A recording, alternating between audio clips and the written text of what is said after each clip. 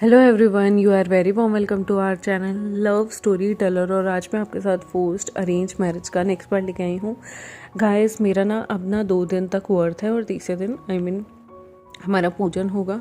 तो शायद मैं 3 दिन अभी आप लोगों के साथ वीडियोस वगैरह अपडेट ना कर पाऊँ, बिकॉज़ एक टाइम खाना होता है और मुझे लगता है कि इतनी एनर्जी बचती है कि रिकॉर्डिंग कर पाएँ, क्योंकि रिकॉर्डिंग में 6 से 7 घंटे आराम से मेरे निकल जाते हैं। क्योंकि मैं ऐसा नहीं है कि एक अपडेट करती हूँ, मुझे फिर सारी अपडेट करना ही अच्छा लगता है। तो अगर 2-3 दिन वीडियो नहीं आएगी तो आई होप आप लोग माइंड नहीं करेंगे, बट मैं कोशिश करूँगी कि अगर मुझसे बनती है तो मैं बना दूँ। बाकी भगवान पे डिपेंड करता है कि मेरी अगर तबीयत ठीक रही तो मैं बना दूँगी। इस पार्ट को शुरू करते हैं। यहाँ पर लवांग जी और विभूषण की जो तलाक की डेट थी 6 महीने वो कंप्लीट हो गए थे। यहाँ पर ये लोग बहुत खुश रहने लगे थे, क्योंकि वांगजी विंग की सारी इच्छाएं पूरी करता था और पूरी करने की कोशिश करता था। विंग भी एक परफेक्ट वाइफ की तरह बिहेव करता था, बच्चों के साथ मस्ती करना, पर अकेले में लंचा को पैम्पर करना, प्यार करना, उसकी हर छोटी मोटी चीज़ों का ख्याल रखना, उसकी हर चीज़ को पैम्पर करना। यहाँ तक कि लंचा ने विंग को कह दिया था कि अगर वो अपने प्रोफेशन को आगे परस्यू करना चाहता है तो वो कर सकता है। बट विंग को ऐसा लगता है कि क्यों ना वो जो भी उसका पैशन था अब उसमें उससे दिलचस्पी नहीं थी, वो टीचिंग करना चाहता था। वो अब कहता है कि वो उस स्कूल में वो ज्वाइन करना चाहता है जहाँ पर उसके बच्चे पढ़ते हैं एज अ टीचर। वो वहाँ पर बच्चों को पढ़ाना चाहता है, बच्चों के साथ आर्ट की प्रैक्टिस करना चाहता है और मैनी मोर थिंग्स। यहाँ पर लंचा तैयार हो जाता है और विंग जाकर इंटरव्यू भी दे देता है। विंग का सिलेक्शन हो जाता है और विंग अपने ही बच्चों के स्कूल में पढ़ाना शुरू कर देता है। यहाँ पर लंचा अपने कामों में अगर व्यस्त भी रहता था तो उसे विंग की कोई टेंशन नहीं होती थी, क्योंकि विंग भी अपने स्कूल वर्क में काफ़ी ज़्यादा बिजी रहने लगा था। और जिसकी वजह से अब विंग को खालीपन नहीं लगता था, क्योंकि खाली दिमाग शैतान का घर होता है और इंसान इनसिक्योर होता जाता है। विंग अब इनसिक्योर नहीं होता था। विंग को लंचा की हर चीज़ अच्छी लगती थी। शाम को वो सारे घर में जब इकट्ठे होते थे, विंग बच्चों को पढ़ाता भी था और उसके बाद वो लंचा के साथ, बच्चों के साथ कभी कभी पास के ही पार्क में घूमने भी जाया करते थे, कभी कभी डिनर पे भी जाया करते थे और काफ़ी बार तो वो आइसक्रीम पार्लर भी निकल जाया करते थे घूमने। और विंग को ये चीज़ें काफ़ी अच्छी लग रही थी। इसलिए जब 6 महीने बाद डिवोर्स केस का दिन आता है तो विंग यहाँ पर कह देता है जज साहब को कि उसे अब लंचा से अलग नहीं होना, और वो थैंक यू भी कहता है जज साहब को। यहाँ पर कचेरी चल रही होती है और विंग कहता है थैंक यू सो मच जज साहब, आपने मुझे 6 महीने दिए। ये 6 महीने मेरी लाइफ की सबसे प्रीशियस टाइम था, क्योंकि लंचा ने अपना मुझे 100 नहीं बल्कि 1000% दिया है। और लंचा जितना वो पहले इंट्रोवर्ट हुआ करता था उतना ही वो एक्सोवर्ट हो गया है, उतना ही वो मेरे साथ ज़्यादा वक्त बिताता है, प्यार करता है। और अब मुझे पता चला कि ज़रूरी नहीं जो इंसान बोलते नहीं हैं या फिर अपनी फीलिंग को एक्सप्रेस नहीं करते वो बहुत ज़्यादा कोल्ड हर्ट होते हैं, उनके पीछे कुछ रीज़न होता है। और शायद लंचा मुझसे बहुत प्यार करता था, जताता नहीं था तो मुझे इनसिक्योरिटी होती थी।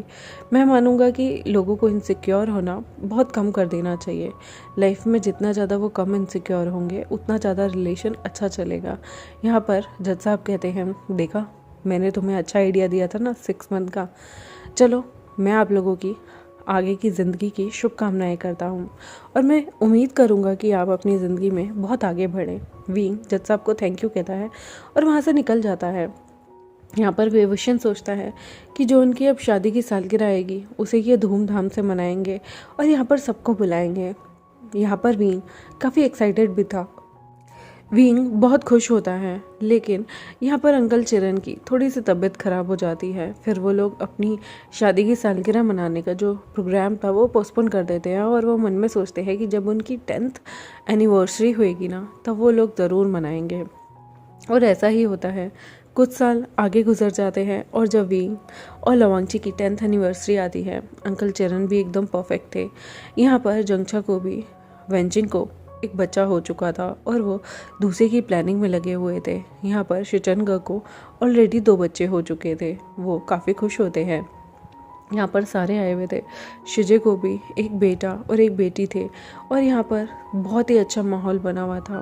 विंग और वांगजी बिल्कुल रीति रिवाजों के साथ अपनी सेकंड मैरिज यानी कि अपनी फर्स्ट मैरिज को दोहराते हुए। इस बार अंतर ये था कि एक फोर्स्ड अरेंज मैरिज नहीं बल्कि एक लव मैरिज थी, जहाँ पर एक पति पत्नी दोबारा से शादी करते हैं और एक दूसरे के साथ इस बार दिल से वचन लेते हैं कि वो हर अच्छे और बुरे टाइम में एक दूसरे के साथ खड़े रहेंगे, एक दूसरे का साथ देंगे, जन्म और मृत्यु तक वो एक दूसरे की ही होकर रहेंगे। और विंग और लंजा एक दूसरे को प्रॉमिस करता है कि अगर उनमें से एक को भी कुछ हो जाता है तो दूसरा अपनी रिस्पॉन्सिबिलिटी को हमेशा निभाएगा और अपनी ज़िंदगी में उस इंसान को याद कर कर हमेशा खुश रहेगा, कभी डिप्रेस नहीं होगा और अपनी जान भी नहीं देगा, क्योंकि लाइफ इज़ सो प्रीशियस, एक ही बार मिलती है ज़िंदगी। यहाँ पर लंजा और विंग का इतना ग्रैंड सेलिब्रेशन होता है ना, यहाँ पर चारों तरफ बच्चे इतने खुश होते हैं, सबको बता रहे होते हैं मेरे मम्मी पापा की शादी है, मेरे मम्मी पापा की शादी है। विंग अपने बच्चों को देख रहा था कि पहले बच्चे हैं जो अपने मम्मी पापा की रीमैरिज में बहुत खुश हैं, क्योंकि बच्चे भी कहते थे मामा पापा हमने आपकी पहली मैरिज नहीं देखी, ये मैरिज तो हम देख के रहेंगे। बच्चे खुशी खुशी विंग जब दुल्हन बन के आ रहा था, मतलब वो ब्राइड की आउटफिट में नहीं था बट एज अ ब्राइड जब वो चल के आया था तो दोनों बच्चे उसका हाथ पकड़ के ला रहे थे। इतने खुशी, इतनी हैप्पीनेस थी ना उनके अंदर, जैसे मानो उनका कोई सपना हो अपनी मम्मी की दोबारा शादी करने का। और विंग भी इतना एक्साइटेड था ना, उसने अपनी बेटी को बिल्कुल सिंड्रेला जैसी ड्रेस पहनाई हुई थी, बेटा टक्सीडो पहने हुए था और यहाँ पर लंजा भी बहुत क्यूट लग रहा था।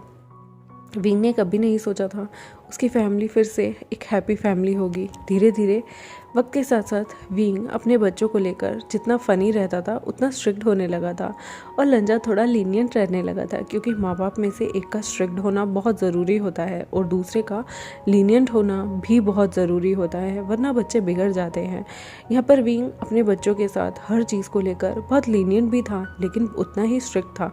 जैसे कि उनकी पढ़ाई को लेकर वो स्ट्रिक्ट रहता था कि होमवर्क कंप्लीट होना चाहिए, कभी भी फालतू किसी भी गलत संगति में नहीं पढ़ना चाहिए। बचपन से ही उसने अपने बच्चों को बताया हुआ था कि गुड टच और बैड टच क्या होता है, जैसे कि ऐसी कौन कौन सी जगह हैं जहाँ पर अगर कोई अननोन पर्सन या फिर आपका नोन पर्सन भी आपको टच करे तो आपको सीधा मना करना है और शोर मचाना है, क्योंकि माँ बाप अपने बच्चों को समझते हैं कि ये छोटे हैं और ये सारी चीज़ें तबीयत नहीं देते, और जिसकी वजह से आजकल बहुत सारे बच्चे हैरस होते हैं, बुली होते हैं, इवन रेप की भी सिचुएशन आ जाती है। Child rape is so common in this world.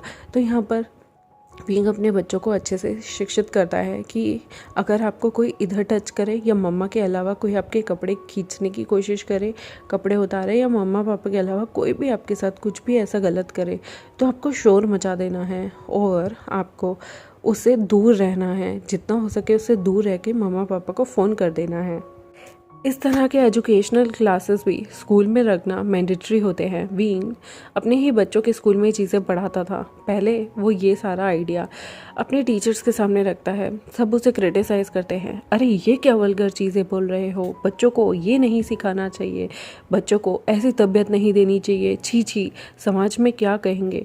लेकिन विंग जब समाज में आंकड़ा दिखाते हैं कि जिन बच्चों को ये चीज़ें पता ही नहीं होती उनके साथ किस तरह से बचपन में हैरेसमेंट होता है जिसकी वजह से वो डिप्रेशन में आते हैं, जब ये चार्ट विंग सबके सामने रखता है तो टीचर्स भी कहीं ना कहीं उस चीज़ को एक्सेप्ट करते हैं और बचपन से ही छोटे बच्चों को ही वो लोग हर चीज़ समझानी शुरू कर देते हैं कि स्कूल में भी या बाहर या घर में भी अगर कोई आपके मम्मा पापा के अलावा आपको इस तरह के टचेस करता है तो आपको सीधा अपने मम्मा पापा को भी बताना है। अगर वो अंकल या कोई भी इंसान आपके साथ गलत कर रहा है तो उससे दूर भाग जाना है, शोर मचाना है और कुछ भी करके वहाँ से हट जाना है। यहाँ पर विंग ने बहुत सारी तरीके की अवेयरनेस टीचर्स में भी जगाई थी, एक मुहिम चलाई थी, पूरे स्कूल्स और आसपास के सारे स्कूल्स में भी वो चीज़ें बताते थे।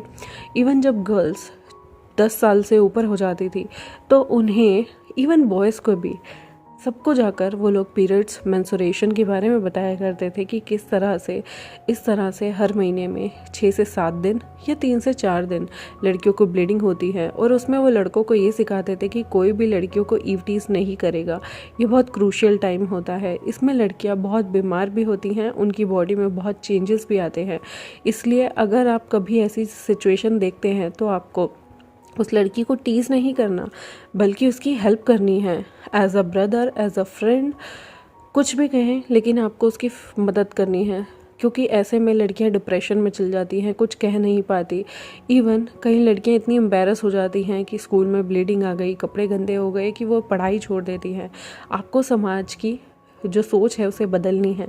यहाँ पर वो बचपन से ही बच्चों को इतना अच्छे से ग्रूम करते हैं कि मतलब आगे चल के अगर कभी भी किसी को भी डेट आती थी, पेरेंट्स आते थे, तो कभी भी किसी बच्चे ने कुछ गलत तरीके से नहीं बोला। जैसे कि नॉर्मल समाज में कुछ लड़के होते हैं जो ईव टीज़ करते हैं, बदतमीज़ी करते हैं, शोर मचा देते हैं, लेकिन ऐसा नहीं। उन्होंने बचपन से ही बताया कि बॉयज़ और गर्ल्स की बॉडी में सर्टेन चेंजेस होते हैं, और जब लोगों से आप छुपाएंगे, अपने बच्चों को शिक्षित नहीं करेंगे, अपने बच्चों को सही शिक्षा नहीं देंगे, तो बच्चों को कभी भी सही नॉलेज नहीं मिलेगी, और उनके साथ बहुत सारी ऐसी चीज़ें हो सकती हैं जो उन्हें पता ही ना हो ये क्या होता है। जैसे कि बहुत सारे स्कूल्स में कहीं लोग बहुत सारे बच्चों के साथ ओरल चीज़ें करना मतलब शुरू कर देते हैं, और उसकी वजह से छोटे छोटे बच्चों के साथ ओरल या फिर कहें इसी प्रकार का रेप भी हो जाता है, और बच्चों को पता भी नहीं चलता, वो किसी को कुछ कह भी नहीं पाते। इसलिए बच्चों को हमेशा शिक्षित करना बहुत ज़रूरी है।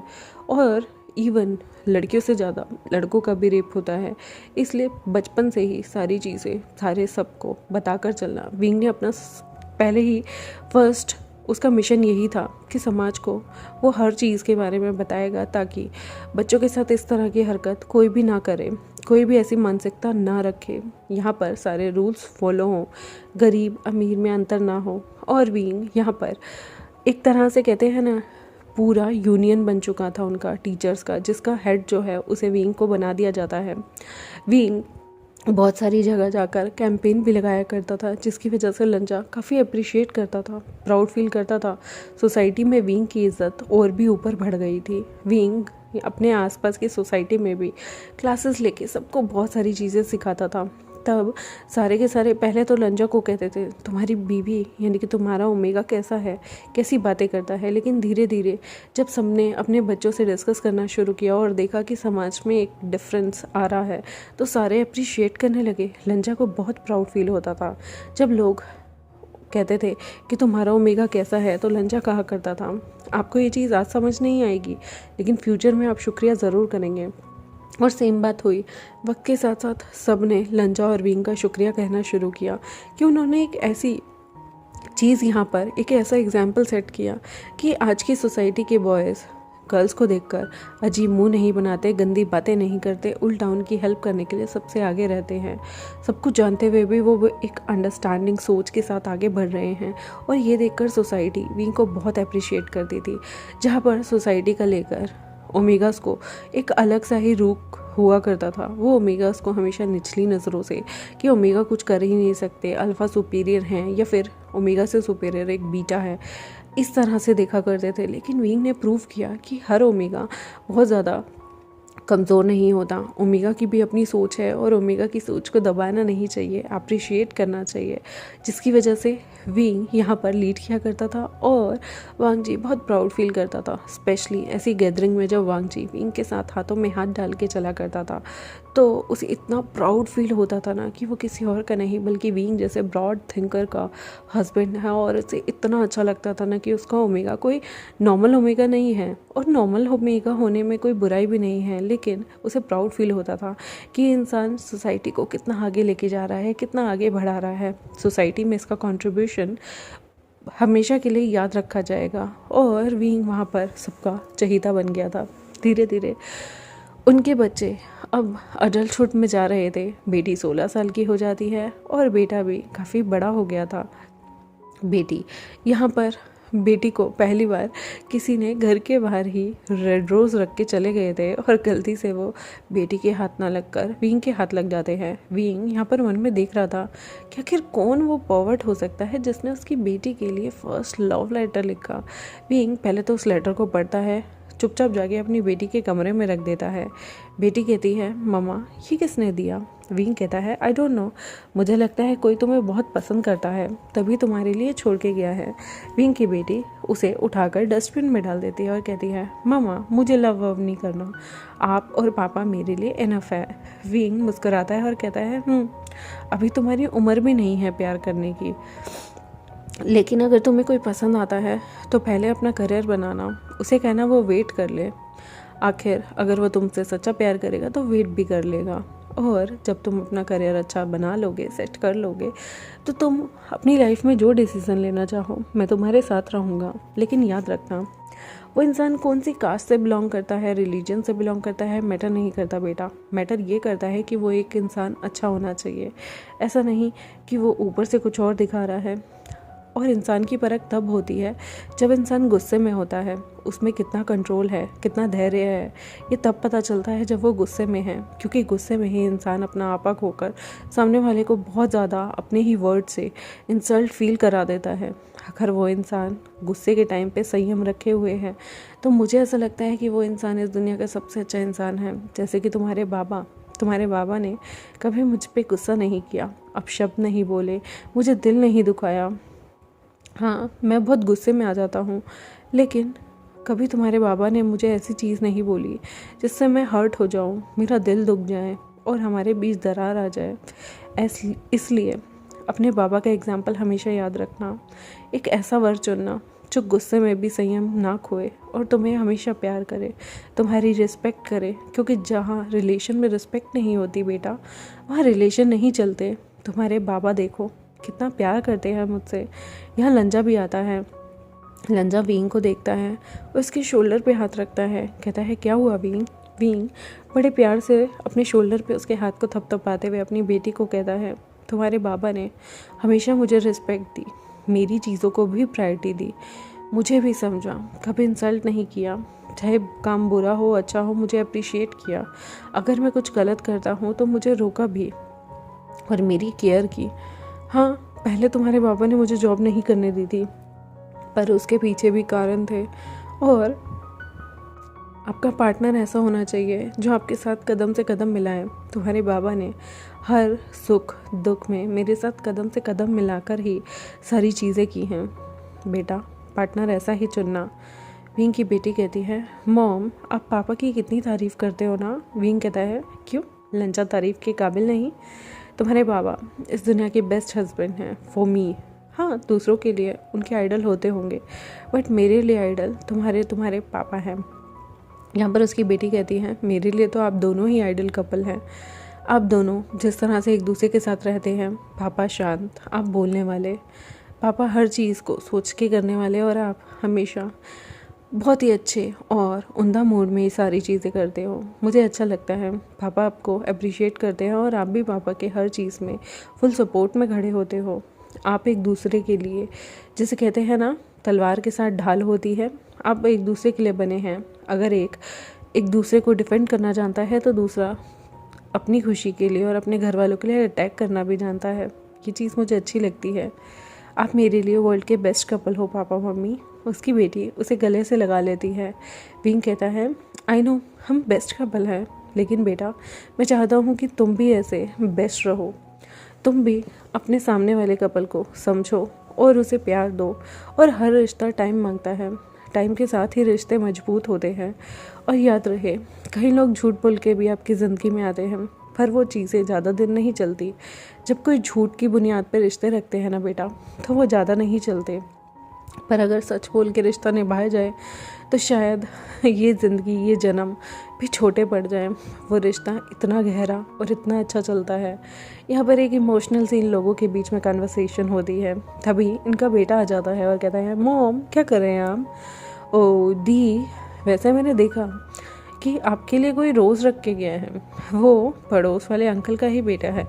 यहाँ पर विंग की बेटी मुंह बनाते हुए कहती है, वो मैंने उसे कितनी बार कहा है, वो पता नहीं मुझे हमेशा प्रोटेक्ट करने के लिए पीछे पीछे आता रहता है। पता है पिछली बार कुछ लड़कों ने ना मुझे बुली करने की कोशिश की, पर मैंने उन्हें अच्छा मज़ा सिखाया, पर पता नहीं अगले दिन उन लोगों ने आके मुझसे माफ़ी मांग ली। शायद इसी ने उसकी पिटाई की होगी। विंग लंजा को देख के मुस्कुराता है और वो मन में सोचता है कि शायद से दूसरा लंजा इसकी बेटी को ही मिलने वाला है। I mean, जो सामने वाला इंसान है, जो इनका पड़ोसी है, वो पक्का लंजा जैसा ही है, क्योंकि विंग बचपन से उसे ऑब्जर्व करते आया है। वो विंग को देखकर बहुत स्माइल करता था बचपन से ही। आंटी आप कैसे हो? विंग को हमेशा से ग्रीट करना, good morning, good night, chocolates लाना, इसकी बेटी के बर्थडेज पे आना और तो और हमेशा उसे प्रोटेक्ट करना। और वह हमेशा विंग को कहता था, आंटी आपके दोनों बच्चों को मैं प्रोटेक्ट करूँगा, स्पेशली आपकी बेटी को। और विंग पहले ये मजाक में लेता था, बट अब विंग समझता है कि वो इतना बड़ा हो गया। अगले दिन विंग बालकनी में आराम से अपने सारी चीज़ों को पानी दे रहा था। यहाँ पर उसकी बेटी घर से निकली और वो देखता है कि पड़ोसी का लड़का भी पीछे से निकल रहा था, लेकिन फिर वो विंग को देख के रुक जाता है। वो उसकी बेटी आगे निकल जाती है, लेकिन वो विंग के दरवाजे पे आता है और नॉक करता है। विंग नीचे उतर के जाता है और उस लड़के से पूछता है, क्या हुआ, तुम्हें कुछ चाहिए? यहाँ पर विंग दिखाता है जैसे उसे कुछ नहीं पता, पर वो लड़का आराम से घुटनों के बल नीचे बैठता है और कहता है, आंटी मैं आपके सामने एक कन्फेशन करना चाहता हूँ। मैंने देखा कल आपने यहाँ पर एक कार्ड और एक रोज़ उठाया था, वो मैंने ही भी रखा था। मैं आपकी बेटी को बहुत पसंद करता हूँ आंटी, अगर आप चाहें तो मैं उसे डेट करना चाहूँगा। विंग यहाँ पर उसे बड़े प्यार से उसके सिर पे हाथ फेरता है और कहता है, तुम तो अभी बहुत छोटे हो, तुम उसे प्रोटेक्ट क्यों करना चाहते हो, और तुम्हें पता नहीं वो कितनी शैतान है। यहाँ पर वो लड़का बड़े ही प्यार से उसकी तरफ आंखें बहुत ही अपनी छोटी छोटी गोल मटोल आँखों से देखते हुए टीनेज लड़का उसे कहता है, पर मैं उससे बहुत प्यार करता हूँ बचपन से।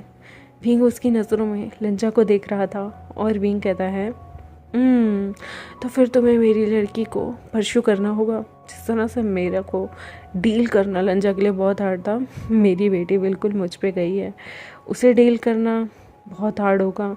यहाँ पर वो लड़का कहता है, अगर आंटी आप एग्री हैं तो मैं उसे परस्यू करने के लिए तैयार हूँ। फिर वो चाहे कितना टाइम लगाए, मैं उसका वेट करने के लिए हमेशा रेडी हूँ। मैं उसे बहुत प्यार करता हूँ। यहाँ पर वो अपना फटाफट से बैग खोलता है और बैग में से उसकी बेटी की उसने कितनी सारी ड्राइंग्स बनाई हैं, पेंटिंग्स बनाई हैं जो बहुत ब्यूटीफुल होती है, वो विंग को दिखाने लगता है कि देखो, जब वो इस तरह से 4th ग्रेड में थी तब मैंने उसकी एक पेंटिंग बनाई थी। वो बहुत ही बुरी पेंटिंग थी क्योंकि बच्चा था वो। फिर वो धीरे धीरे अपनी इम्प्रूवमेंट दिखाता है पेंटिंग्स को लेकर, और विंग देख के हैरान हो जाता है कि कोई किसी से इतना डीप प्यार इतनी छोटी उम्र में कर सकता है। अभी तो वो सिर्फ 16-17 साल के हैं, मतलब उसकी बेटी 16 साल की है और ये लड़का कुछ ही 1 साल उससे बड़ा होगा, और वो इतनी डीप थिंकर है। उसे अचानक से ऐसा लगता है जैसे उसके सामने लंजा ही आ गया हो। वो उसके सिर पे हाथ फेरता है और कहता है, डोंट वरी, अगर मेरी बेटी किसी और के पास अब गई भी तो मुझे नहीं लगता कि वो तुम्हारे जितना उसे प्यार कर पाएगा। अब मैं तुम्हें डेट के टिप्स ज़रूर दूंगा। पीछे से लंजा की आवाज़ आती है, विंग क्या कर रहे हो तुम? विंग यहाँ पर कहता है, जाओ जाओ जाओ घर जाओ, अगर तुम्हारे बाबा ने ये देख लिया ना तो तुम्हें छोड़ेंगे नहीं। वो स्माइल करता है और विंग से इजाज़त लेके चला जाता है। यहाँ पर विंग कहता है, उसे फॉलो मत करना, उसे अच्छा नहीं लगता कोई उसे फॉलो करे। वो प्यार से मुस्कुराता है और वहाँ से चला जाता है। देखते हैं गाइस आने वाले टाइम में क्या होगा। विभूषण की बेटी को वो लड़का, पड़ोसियों का बेटा, पटा पाएगा या नहीं, क्या उनका रिलेशन अच्छा और मजबूत होगा या नहीं, और क्या रहेगा उनकी ज़िंदगी में।